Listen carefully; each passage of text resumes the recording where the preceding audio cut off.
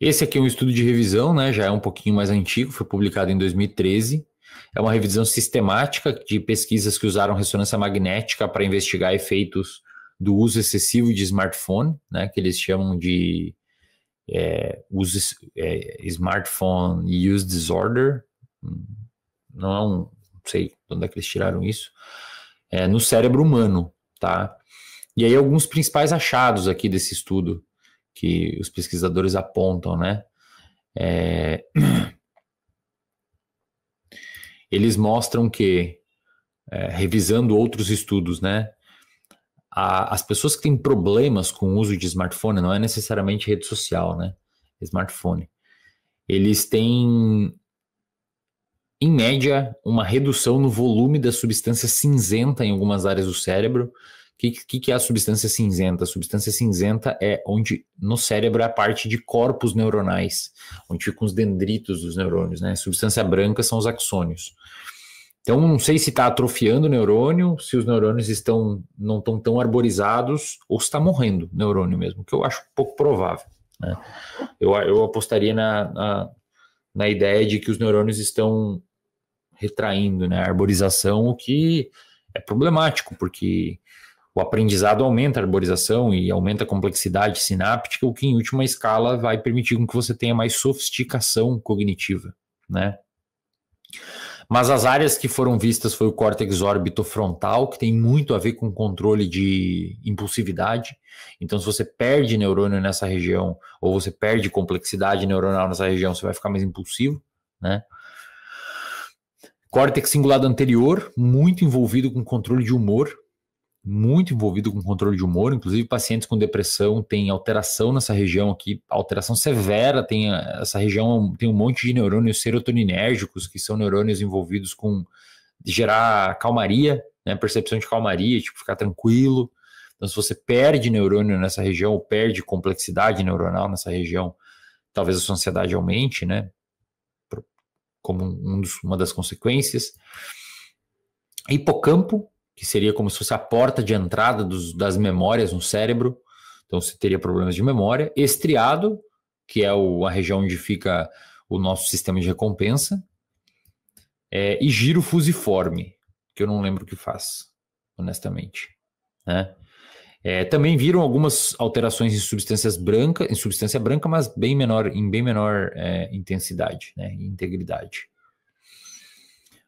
O uso do smartphone também, o uso excessivo, está relacionado com a mudança em algumas conectividades funcionais do cérebro, como a rede de modo padrão. A rede de modo padrão, tem aula aqui sobre a rede de modo padrão, tá? Ela está muito envolvida com memória, com criatividade e controle de humor. Então, é importante demais o funcionamento dessa rede, o funcionamento saudável dessa rede. Acho que hoje é uma das redes que mais tem sido estudadas em vários contextos da psiquiatria, da neurologia. Ela foi descoberta no ano de 2002, eu acho, num artigo publicado na PNAS, e é uma rede mega importante.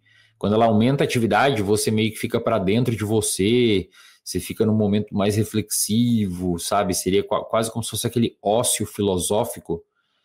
E quando você sai de dentro de você, a sua atenção sai de dentro de você e vai para um lugar e você está prestando atenção em algo, a sua rede de modo padrão se atenua a atividade, né? Então, quando ela aumenta, você está mais introspectivo. E é importante ter essa introspecção, né?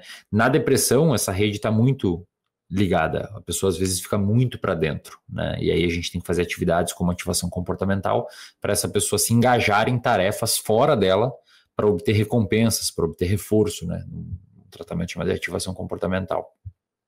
Então, veja como essa rede, o equilíbrio dela é muito importante. E o uso excessivo de smartphone altera muito provavelmente, agora é hipótese, tá? Tô chutômetro aqui, achismos, muito provavelmente porque você está toda hora tendo uma demanda atencional grande. Então, cara, a rede social você não tem momentos de, tipo, relaxamento atencional. É toda hora, bum, bum, bum, bum, estímulo, estímulo, estímulo. Sons, luzes, né? E aí você perde esse amortecedor, né, que é essa rede de modo padrão. Isso é um problema, né? Rede de controle executivo, né, que é por razões aí claras, né, você começa a ser incapaz de segurar a recompensa, de planejar ações cognitivas, né, e você fica meio, em última análise, meio burro, né. Esse estudo de revisão aqui também trouxe o debate de que há alterações de redes no cérebro que são semelhantes a vício, são encontradas em vício, né? Você fica com pior desempenho em tarefas de atenção, em controle cognitivo, fica com uma menor ativação em áreas ligadas ao reconhecimento emocional, você fica reativo a estímulos, né? Similar ao que se observa em outros vícios, né? Esses estudos têm limitações, todos eles citados. A principal das limitações é que é transversal, então a gente não sabe se é causalidade ou correlação, né? Teriam que desenvolver estudos longitudinais para avaliar isso, mas isso tem sido feito, né?